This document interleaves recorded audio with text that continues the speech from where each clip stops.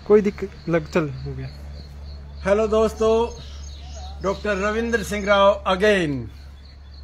आज बात करेंगे अपनी और अपने गांव की। मेरा गांव धवाना रेवाड़ी के बिल्कुल नजदीक और एक शिरोमणि गांव रहा है, जहां शौर्य की गाथाएं आज भी है, जहां 3 वीर चक्र जिस गांव में हो। सिंहराम का नाम है, जो चाइना बॉर्डर के ऊपर निहत्थे लड़े थे।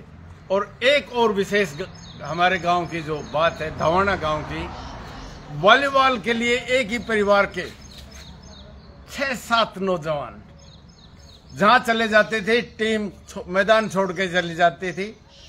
हेडमास्टर मुंशीराम के नाम से जानते थे, और पहलवान किशोरी, कमल और डीपी साहब छोटेलाल जी, इनका नाम बहुत ही ऊंचे दर्जे के स्पोर्ट्समैन से लिया जाता है। क्लियर।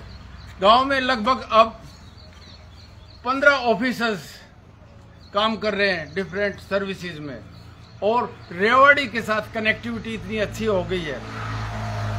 बातें सिर्फ अच्छी नहीं, क्या होना चाहिए वो भी बात करेंगे। धवाना में सबसे ज्यादा जरूरी इस समय जरूरत है तो एक महिला कॉलेज की है। जमीन पड़ी हुई है और लड़कियों को दूर जाना पड़ता है। अगर गांव के में ही अगर महिला कॉलेज हो, खालेटा, खोड़, धवाना, लवाना, सिया, मंदोला, निमोट, इतने गांव को सर्व करता हुआ अगर एक महिला कॉलेज खोल दिया जाए तो बहुत अच्छा। और कॉलेज अगर खोलना भी है तो दूसरा, क्योंकि जमीन कण एक मॉडल जगह बनाकर पॉलिटेक्निक या इंजीनियरिंग कॉलेज भी खोला जा सकता है। एक कनेक्टिविटी में एक बड़ी दिक्कत है।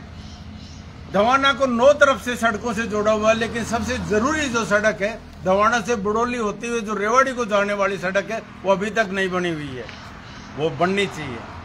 और धवाना की पहाड़ी के साथ, खोड़ के साथ, खालेटा के साथ, और ये एक रिज बनी हुई है। इसको अगर भरतपुर की तरह बर्ड सेंचुरी डेवलप कर दिया जाए, यानी नांदा, बलवाड़ी, खालेटा, धवाना, खोड़, इनकी पहाड़ियों के साथ लगते हुए बर्ड सेंचुरी और एक अभ्यारण्य विकसित किया जा सकता है, और जिसको टूरिस्ट प्लेस डेवलप किया जा सकता है, जिससे एक्सपोजर होगी हिंदुस्तान, और हिंदुस्तान से बाहर से आने वाले पर्यटक यहाँ पर अपना प्रकृति के साथ जीना सीख सकते हैं।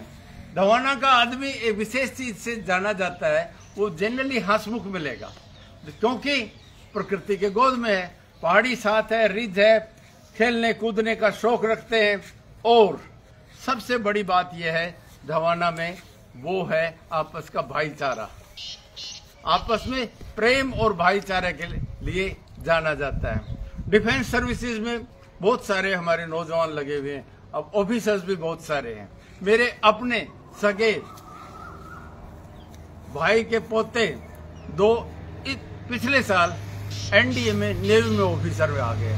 घर घर में ऑफिसर नजर आएंगे, धवाना में, मंदोला में, ये इसके आसपास।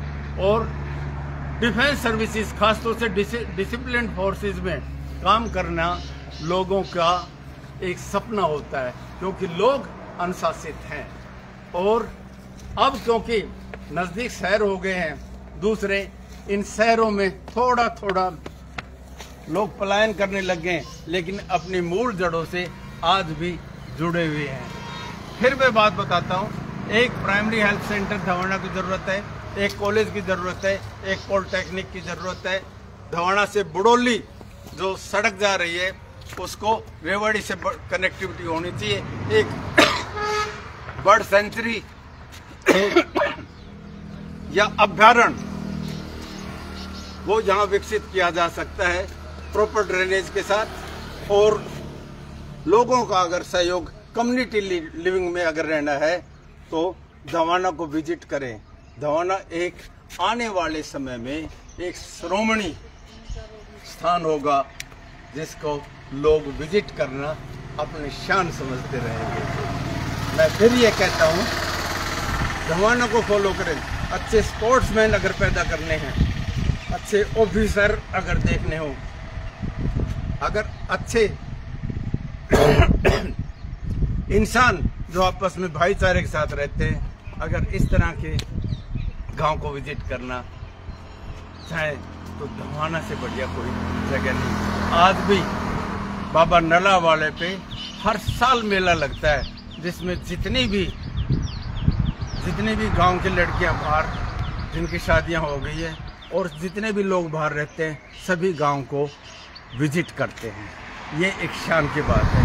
अपनी जिस तरह से बिहार में छठ के ऊपर लोग जाते हैं, बाबा नला वाले पे जब नवरात्रे होते हैं उस समय मेला जो लगता है, हर आदमी पूरा गांव इकट्ठा भोजन करता है और बहुत अच्छे प्रोग्राम होते हैं। फिर मैं ये कहता हूँ सरकार से, धवाना में एक महिला कॉलेज खोल देना चाहिए, एक प्राइमरी हेल्थ सेंटर जरूर खुलना चाहिए।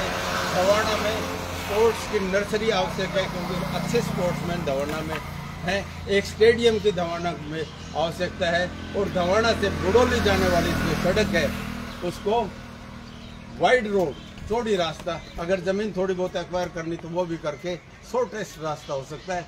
और मॉडल एजुकेशन का और इंडस्ट्रियल टाउनशिप का अगर कोई जगह अच्छी जगह हो सकती हो तो धवाना हो सकता है। अभ्यारण्य के लिए, बर्ड सेंचुरी के लिए इससे बढ़िया कोई जगह नहीं हो सकती।